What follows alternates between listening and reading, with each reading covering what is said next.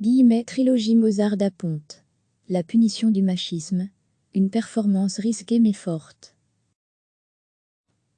L'issue, provisoire, le 24 février du procès Weinstein, reconnu coupable de viol, justifie dans les faits l'initiative de l'intendant de la Monnaie, Peter de Caluwo, programmant un cycle Mozart centré sur Don Giovanni, un pervers organisé.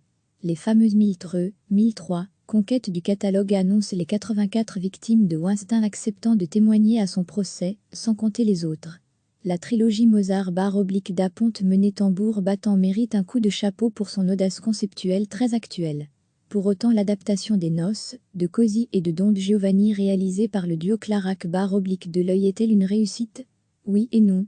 Nuance. La réponse est oui, si on parle du concept global, qui valait la peine d'être testé, trouver les analogies entre les trois œuvres, et tenter de les unifier en les faisant ruisseler l'une dans l'autre.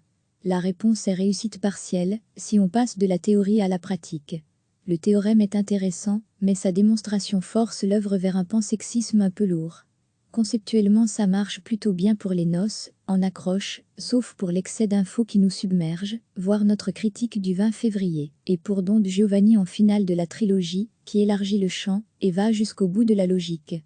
Les deux mâles, nobles, dominants, Almaviva et Don Giovanni ont effectivement le même profil psychologique sadique et la même volonté animale d'affirmer leur supériorité sur les femmes par le droit de cuissage, sur Susanna et Zerlina, ou le viol, sur Donna Anna, fille du commandeur. Dans Così, le mâle dominant est un idéologue cynique, Don Alfonso, tenancier d'une bibliothèque de Rukir, qui affirme l'infidélité ontologique des femmes et leur cynisme, bref leurs vertus masculines induites, également partagées par sa complice Despina. Or les délicieux et malicieux Dorabella et Fiordiligi, ici, deux youtubeuses fréquentant le magasin de fringues de Despina, n'ont pas besoin de l'idéologie contemporaine Kir et Sadomaso de la version Clairac/Delteil pour prouver leur égalité avec les hommes. Mozart rend déjà évident le joyeux cynisme féminin des deux sœurs et l'égalité des sexes dans un triomphe de l'amour lucide. Così fan tu contient dès l'origine un renvoi à l'expéditeur, un concept Così fan tutti, accentué et mis en perspective contemporaine par le duo Clairac/de l'Œil. Du coup les citations des deux autres opéras fonctionnent moins bien dans Così, et la seconde partie se vit comme un Così plus classique, une occasion d'apprécier calmement la qualité des interprètes.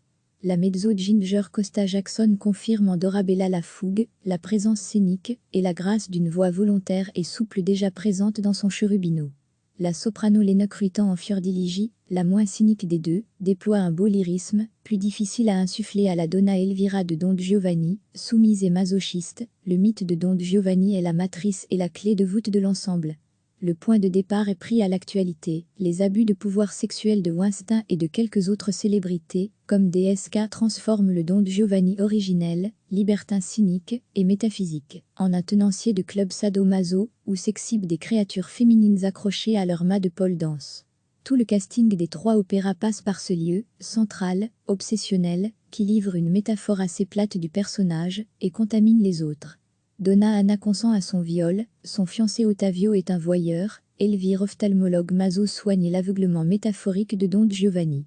Zerline est une ravissante musulmane voilée, et Masetto un tatoueur. Le plus classique, le Porello son complice est le quasi-jumeau physique de Don Giovanni. Quant au commandeur, il prend le visage grimé d'Alfonso, propagandiste des nouvelles théories du genre, qui dans la scène finale ressemble furieusement au jockey d'un film récent.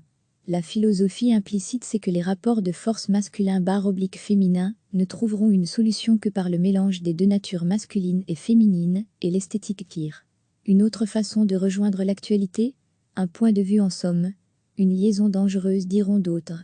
Je suis sensible au culot du propos, mais gêné par la surcharge didactique et l'évaporation fréquente de l'émotion au profit de l'idée qui frise parfois la caricature.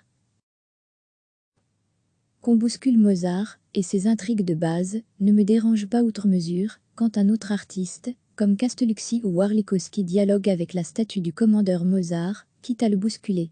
Ici, on a plutôt affaire à deux chroniqueurs astucieux Jean-Philippe Clairac et Olivier Deleuil, qui transforment Wolfgang Amadeus en un pré-féministe des Lumières plongé dans le zapping actuel sans respiration ni réflexion. Leur performance incontestable ne me heurte pas, mais me laisse un peu sceptique. Un point capital, la musique triomphe dans cette aventure. Face aux anachronismes goguenards des maîtres du jeu, les interprètes font mieux que se défendre. Simona Saturova est aussi élégante, de présence et de voix en Donna Anna qu'en Comtesse Almaviva. Sofia Burgo aussi futée et délicieuse en Zerline qu'en Suzanne. Et le duo Bjorn-Burger, dont Giovanni Almaviva, Alessio Arduini, Figaro, Le Porello, est vocalement impeccable et scéniquement très complice.